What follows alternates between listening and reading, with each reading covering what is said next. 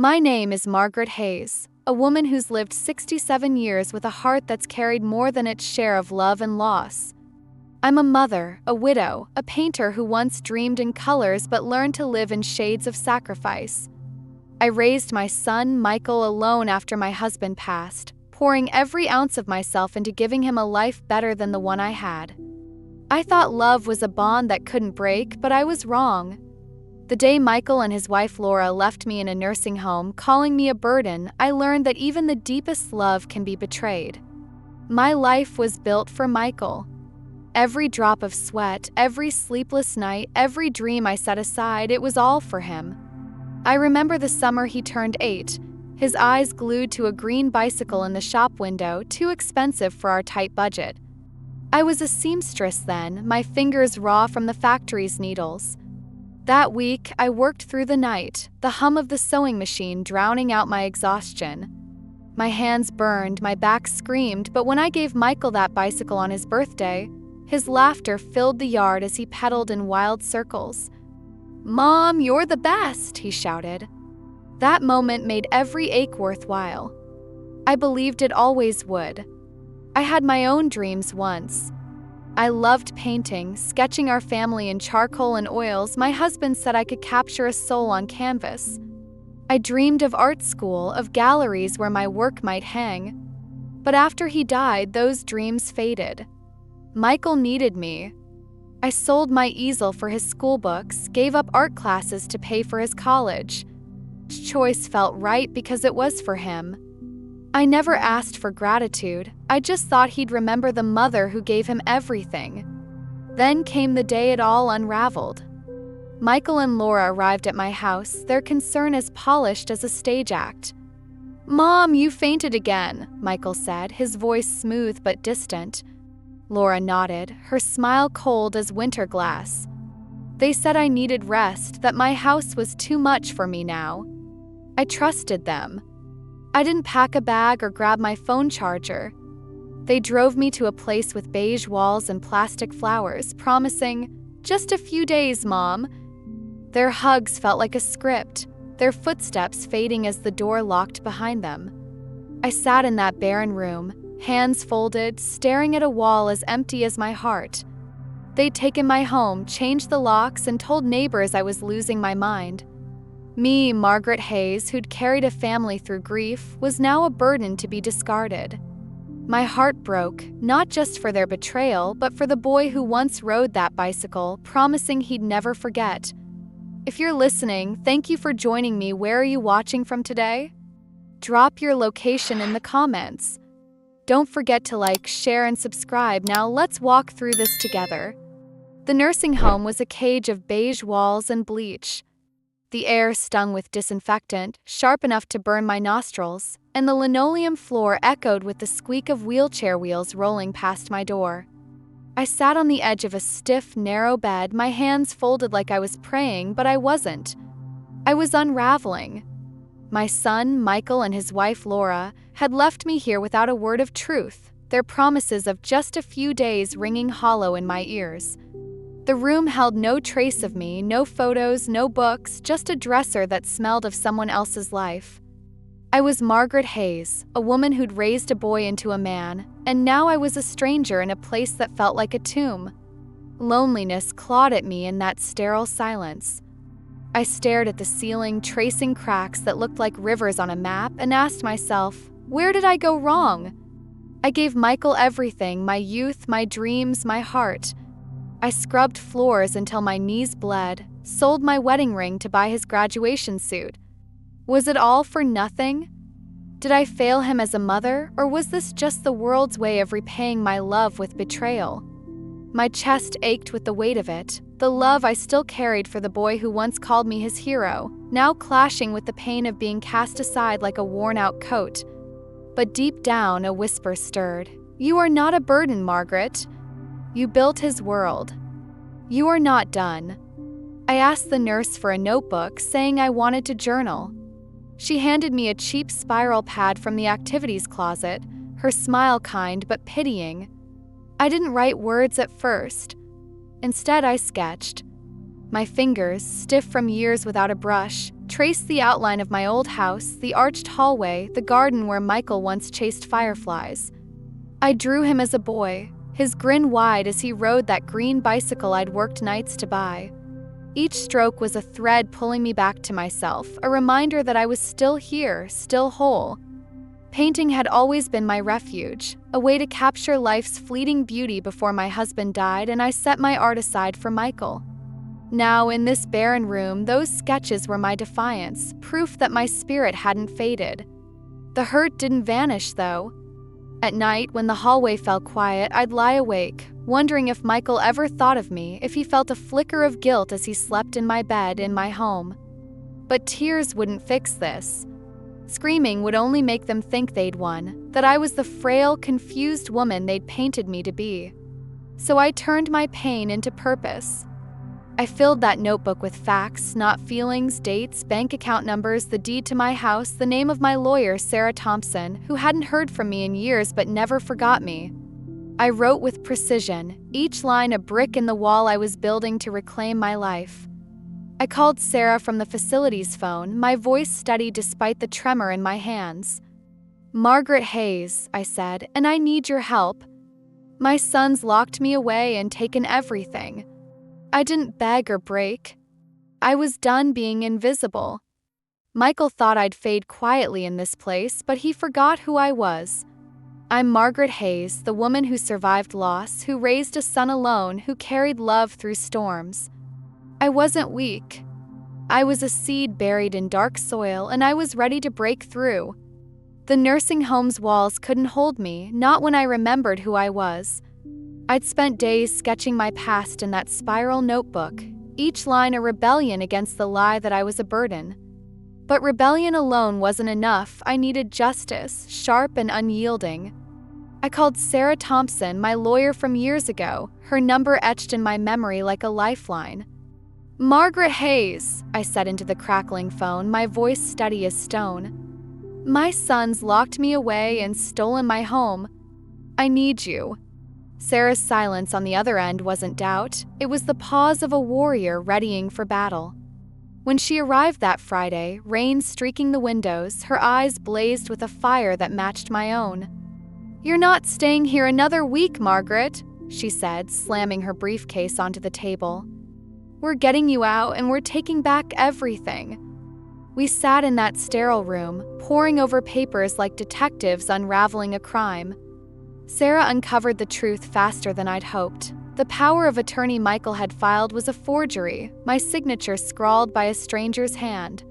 My bank accounts, frozen by his lies, still bore my name.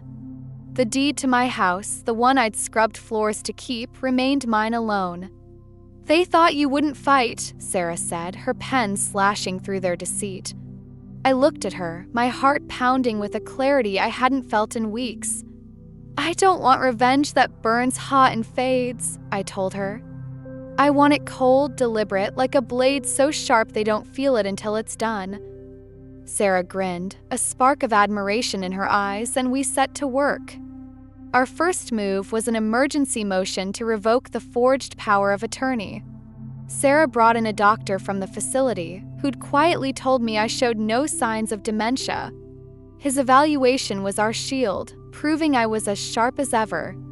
We filed charges against Michael for elder exploitation, each document a brick in the wall of my reclaimed dignity. Then came the house. I pictured Michael and Laura lounging on my velvet sofa, sipping wine they couldn't afford, toasting their victory over a mother they thought was gone. They were wrong. I was the owner, the one who'd paid for every inch of that home with my sweat and sacrifice. Sarah filed a petition for a partition sale, forcing the sale of the house since Michael had no legal right to it. If he refused to leave, the courts would send law enforcement to drag him out. I walked out of the nursing home on a Wednesday, the air sweet with freedom. Sarah booked me a suite at an extended stay hotel, a temporary haven where I could breathe again. I didn't go back to my house, not yet. I wanted Michael to feel the ground shift beneath him first. Paperwork was served at 7 a.m., and I imagined Laura's scream, Michael's face paling as he read my name on the legal forms. They thought they'd buried me, but I was rising, and the house they'd stolen would be their undoing. I was Margaret Hayes, and I was taking back my life one deliberate step at a time.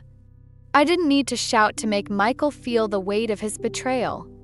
Justice, I'd learned, is sharpest when it's quiet, when it lingers like a shadow you can't escape. After leaving the nursing home, I could have gone anywhere, started fresh where no one knew my name. But I chose to stay close, to plant my roots where Michael and Laura would see me every day. With the money from the forced sale of my old house, my house, paid for with years of sweat and sacrifice, I bought the cozy one-story home next door. It had a rosebush out front, its red blooms fierce and unyielding like the fire still burning in my heart. I signed the papers with a hand that trembled, not from weakness, but from the thrill of reclaiming my place in the world.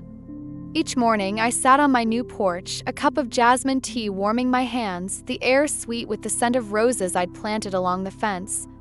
Those flowers weren't just decoration, they were my declaration, their crimson petals a mirror of the strength I'd rediscovered. I'd catch Michael stepping outside, his shoulders hunched, his eyes darting toward me before he slammed his door shut. Laura was worse, yanking the curtains so tight they seemed to choke the windows. They felt me, I knew it, like a thorn lodged too deep to pull out. I didn't wave or call out. I just sipped my tea, my silence louder than any argument. This was my peace, my victory, and they couldn't ignore it. In the evenings, I returned to my paints, a passion I'd buried for Michael's sake. In my new home, with its soft light and creaking floors, I set up a canvas bigger than any I'd dared before. I painted my old house from memory, the arched hallway, the garden where I'd once chased Michael's laughter.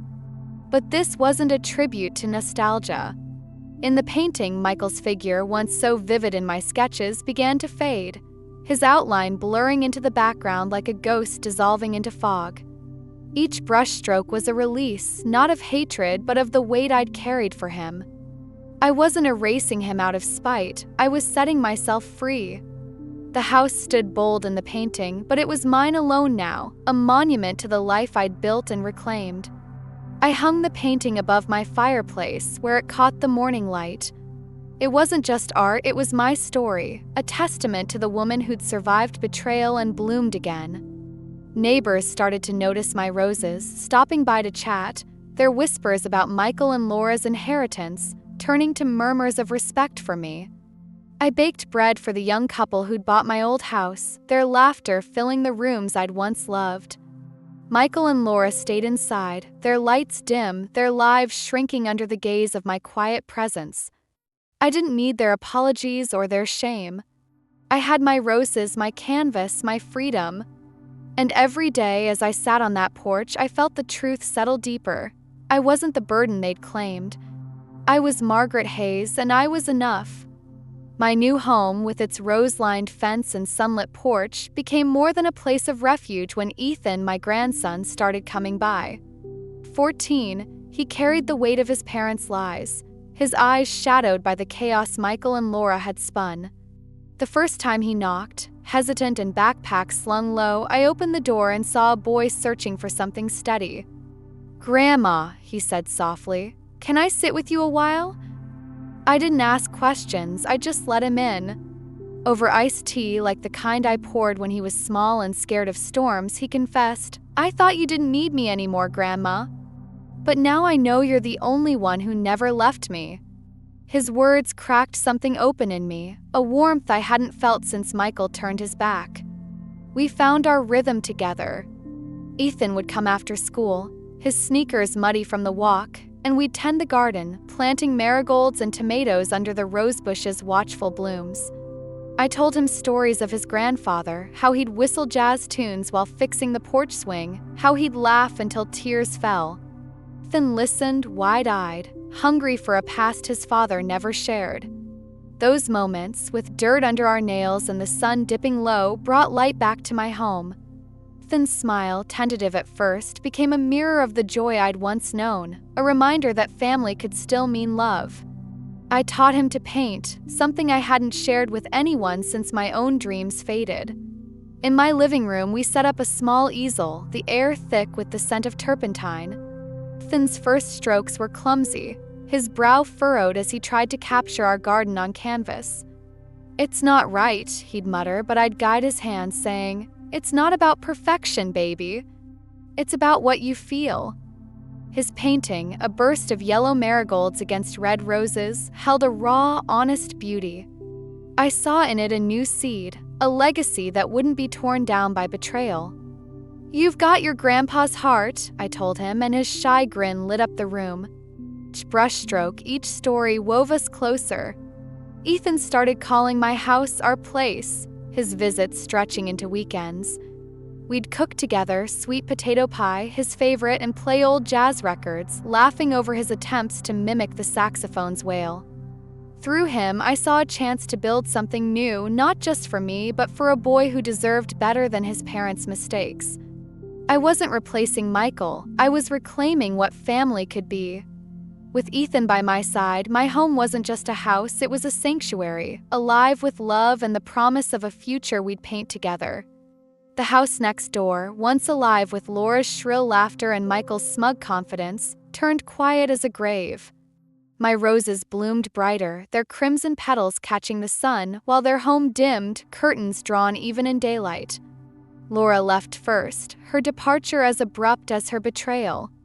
I saw her one morning, loading boxes into her car, her face tight with anger, not a glance at Michael standing on the porch. She drove off without a goodbye, leaving behind a hollow shell of a house and a man who looked like he'd lost his way. I watched from my porch, my tea cooling in my hands, and felt no joy in their ruin. Nor did I feel sorrow. They'd sown lies and greed, and now they reaped the dust of their choices. Michael stayed, but he was a ghost of himself. I'd see him on the steps at dusk, a beer bottle dangling from his fingers, his eyes fixed on the ground as if searching for answers in the cracks of the pavement. The man who'd called me a burden, who'd forged my name and locked me away, now sat alone, surrounded by the echoes of his mistakes. The neighborhood whispered about the forged documents, the house sale, the way Laura's parties had stopped cold. I didn't add to the gossip. I didn't need to. Their downfall spoke louder than any words I could have said. One Sunday, the smell of my sweet potato pie drifting through the open window, Michael came to my door. His knock was soft, uncertain, like a child afraid of scolding. I wiped my hands on a dish towel and stepped outside, not inviting him in. He stood there, hat crumpled in his hands, his face worn thin by sleepless nights. "Mom," he said, his voice trembling, "I was wrong." I looked into his eyes and saw the boy I'd held through thunderstorms, the one who'd laughed on that green bicycle I'd worked nights to buy. But that boy was gone, replaced by a man who'd chosen to bury me alive. "You didn't take care of me, Michael," I said, my voice steady as the roses along my fence. "You threw me away. Now you have to find your own path." He flinched, his shoulders sagging under the weight of truth. "I thought I was protecting us," he whispered, but the words sounded hollow, like a script he no longer believed. I shook my head. "You thought you could erase me, but you forgot who I am. I built your world, Michael, and I rebuilt mine without you." I turned and closed the door, not with anger or tears, but with a quiet peace that settled deep in my bones. Click of the latch was final, a boundary drawn in the ashes of our past. Back inside, I sat by the window, the pie's warm cinnamon scent wrapping around me like a hug. Michael lingered on my porch a moment longer, then walked away, his shadow stretching long and lonely across the street. I didn't hate him. I didn't pity him either. He'd made his choices and I'd made mine. My home, my roses, my paintings, they were mine now, built on truth, not lies. I was Margaret Hayes and I was free. The roses along my fence bloomed brighter each day, their red petals a quiet rebellion against the pain I'd endured. My little house, once just a place to rest my head, had become a sanctuary, filled with the scent of lemon polish and the laughter of my grandson, Ethan. Michael and Laura were gone, Laura to Texas, Michael to some unknown place, his car vanishing one night with a faded for sale sign left behind. Their absence didn't bring me joy, but it brought me peace, a stillness that settled deep in my bones. I'd fought for my freedom, not with shouts or tears, but with the steady hand of truth. Now, as I sat on my porch, watching the world turn, I knew my story wasn't just about surviving, it was about building something that would outlast me. Ethan had become my light. 14, he carried scars from his parents' betrayal, but in our home, he found a place to heal. He'd show up after school, his backpack slung low, and we'd work in the garden, planting tomatoes and marigolds under the watchful roses. "Grandma," he said one day, his hands muddy, "you make this place feel like home." His words warmed me more than the sun ever could. I told him stories of his grandfather, how he'd hum jazz while fixing our old porch swing, how he'd dance with me in the kitchen when Michael was asleep. Finn soaked it up, his eyes bright with a hunger for roots his father never gave him. Together we painted, cooked, laughed, and built a new kind of family, one rooted in truth, not lies. Painting became our shared language. I taught Ethan to wield a brush, guiding his clumsy strokes until he created a canvas of our garden, bursting with yellow marigolds and red roses. "It's not perfect," he'd say, but I'd smile and reply, "It's yours, and that's enough." My own painting, the one of our old house, with Michael's figure fading like a ghost, hung above the fireplace, a reminder of what I'd let go. But with Ethan, I painted new memories, each stroke a promise that our story wouldn't end in betrayal. He called our house our place, and I saw in him a legacy I could nurture, one that wouldn't be stolen or sold. I wanted that legacy to reach beyond us. I'd seen too many women like me, mothers discarded, called burdens by the children they'd raised.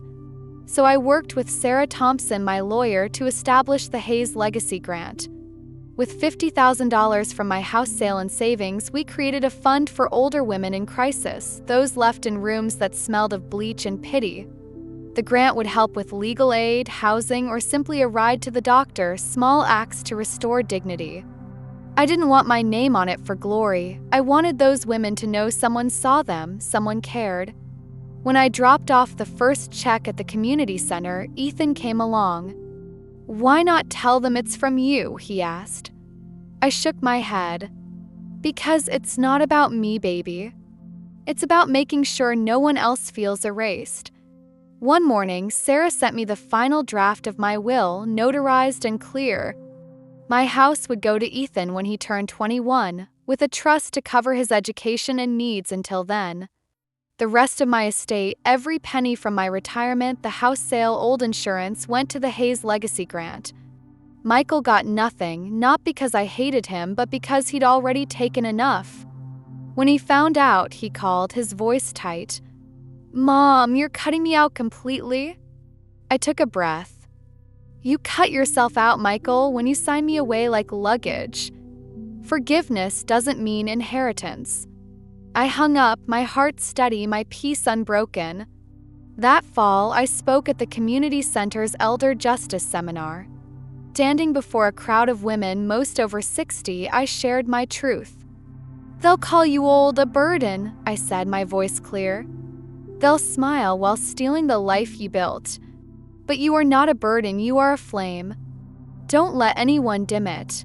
The room erupted in applause, and a woman hugged me afterward, whispering, "You reminded me I'm not crazy." That moment was my legacy, not just for Ethan, but for every woman who'd been told her time was up. As winter crept in, I sat on my porch, Ethan beside me, the air crisp with the promise of frost. My painting of the old house glowed in the morning light, a testament to what I'd survived. The garden stretched before us, roses and tomatoes thriving, bees dancing through the marigolds. Michael had tried to bury me, but I was a seed and I'd sprouted stronger than ever. This was my peace, my freedom, and no one could take it away. 5 lessons for you. I've walked through fire, and the scars I carry hold truths I want to share, not as a preacher, but as a woman who's learned the hard way. These lessons are for anyone who's been told they're too old, too weak, or too much. They're for you. First, your worth isn't tied to what others say. Michael called me a burden, but I was the one who built his world, every late night sewing, every dream I set aside. Their words don't define you, your actions do. Look at your life, the battles you've fought, the love you've given. That's your value. Hold it close, even when others try to dim it. Second, silence can be your greatest weapon. When they locked me in that nursing home, I didn't scream or beg. I planned, wrote down facts, and called my lawyer. My quiet resolve hit harder than any outburst. When life tests you, step back, think clearly, and act with purpose. Your strength doesn't need to be loud to be powerful. Third, never let go of what sets your soul alight. Painting saved me when I felt voiceless, each stroke a reminder of who I was. I'd abandoned art for Michael, but in that sterile room, I picked up a pencil again. Find what makes you feel alive: music, writing, gardening, and nurture it. It's your anchor when the world tries to pull you under. Fourth, turn your pain into a legacy of kindness. The Hayes Legacy Grant isn't about my name. It's about lifting up women like me, discarded and forgotten. I used my savings to help them find dignity, to turn my hurt into hope. Look for ways to give back, even in small acts. Your struggles can become someone else's strength. Finally, true freedom comes from boundaries, not reconciliation. I forgave Michael, but I didn't let him back into my peace. Love doesn't mean opening your door to those who've hurt you. Set limits, protect your heart, and choose yourself. You're not a burden, you're a flame burning bright. You are enough. If this tale of a woman reclaiming her strength and building a legacy inspired you, please show your support by liking this post, sharing it with others who might find it uplifting, and subscribing to the channel for more stories that spark hope and courage. Your engagement helps spread these powerful messages to more people. Thank you for being part of this journey.